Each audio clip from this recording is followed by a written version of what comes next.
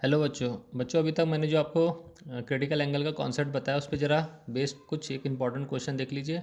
देखिए हमारे पास ये दो आइसोसेलेस प्रिज्म दिखा रखे हैं ए बी दिखा रखा है ए बी सी, जिनका क्या है एक एंगल कितना 90 डिग्री है। ऑब्वियस सी बात है दो एंगल कितने हो जाएंगे 45 डिग्री। अब सबसे पहले उन्होंने दिखा रखा है इसमें एक रे डायग्राम की, एक रे ऐसे सीधी आ रही है, इस वाले सरफेस पे सीधी आएगी तो ऑब्वियस सी बात है वो सीधी ही जाएगी। मीन्स इस वाले सरफेस से वो 90 डिग्री का एंगल बनाते हुए आ रही है, यानी कि नॉर्मली इंसिडेंट करी तो सीधी ही जाएगी। अब जब सीधी जाएगी तो ऑब्वियस सी बात है इस पॉइंट पे जो एंगल ऑफ इंसिडेंस बनेगा वो बनेगा 45 डिग्री के बराबर। और उसके बाद दिखा रखा था कि रे जो है वो इस तरह से ग्रेज करी, इस तरह से बाहर निकल रही, मीन्स इंटरफेस के लॉन्ग बाहर निकल जा रही है।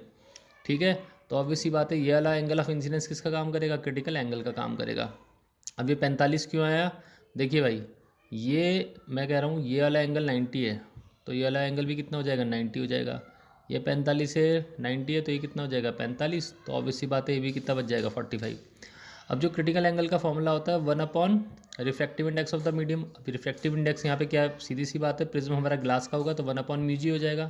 तो मैं यहाँ से म्यूजी निकाल सकता हूँ, कितना हो जाएगा 1/sin आई सी की वैल्यू है 45 डिग्री, तो मेरा म्यूजी सॉल्व करके कितना निकल जाएगा √2। अब उन्होंने सेकंड केस में क्या कर दिया, इस तरफ क्या कर दिया एक लिक्विड रख दिया। अब वो पूछ रहे हैं कि ये जो रे ऑफ लाइट आ रही है, अब ये रे ऑफ लाइट क्या होगा, इसका रिफ्रैक्शन होगा या अगेन इंटरफेस के लॉन्ग ग्रेस करती हुई जाएगी या TIR होगा। तो अब हमें ये देखना पड़ेगा ये एंगल कितना निकलता है हमारा। ठीक है, ये एंगल तो अभी भी 45 डिग्री है, लेकिन मैं ये निकालूंगा जो ग्लास और लिक्विड है उस इंटरफेस के लिए एंगल कितना निकलेगा हमारे पास। तो देखिए सेकंड केस में क्या हो जाएगा, साइन आई सी का फॉर्मूला हो जाएगा refractive index of liquid upon refractive index of glass. अब देखिए क्वेश्चन में गिवन है रिफ्रैक्टिव इंडेक्स ऑफ लिक्विड दे रखा है 2/√3। ये चीज़ हमारी जो पूरी सॉल्व करके आएगी साइन आई सी आ जाएगा √2/3। तब मेरा आई सी आ जाएगा कितना, साइन इनवर्स √2/√3। अब यहाँ पे जो आई सी निकलेगा वो निकलेगा 54 डिग्री।